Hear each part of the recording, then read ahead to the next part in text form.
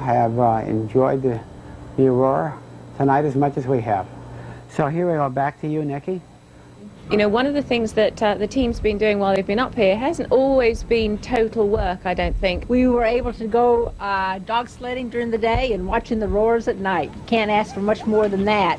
It turns out that the manager here at Poker Flat has a daughter, Nicole, who's a teenager, and she is really into dog sledding.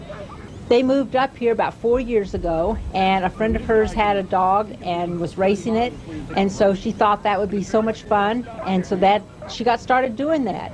And now she is an expert handler of the dogs. You can see that the dogs were very enthusiastic as they took them out of the truck and harnessed them up, and they were ready to go.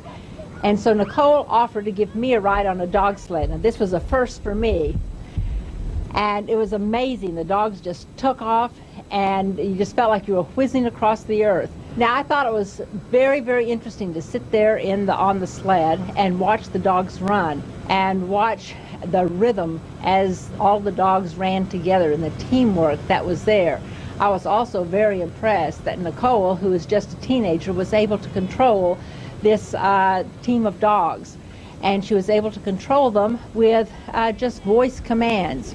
The other thing that really impressed me was how cold it was outside, and it was even colder with the wind that was generated as the dogs were, running down the trail. But we just thoroughly enjoyed it, and I hope someday I'll be able to go on a dog sled again. Well, it was just like whizzing down the mountain. You know, you're going about 20 miles an hour. It sort of gave you the feeling like you're flying in an airplane, very, very low, just skimming the ground. It was really neat. And I really enjoyed watching the dogs, watching how they were using their legs and how they were using their bodies to pull the sled.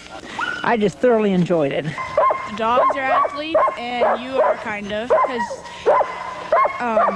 you guys weren't behind me then, but like with the extra weight in the sled, I was pushing one foot behind the sled, and that kind of helps them go, and then they're running. I don't know, but I think it's harder than like playing football or something. Experience to be able to be in a dog sled, and I just want to thank Nicole for giving me such a wonderful taste of life in Alaska.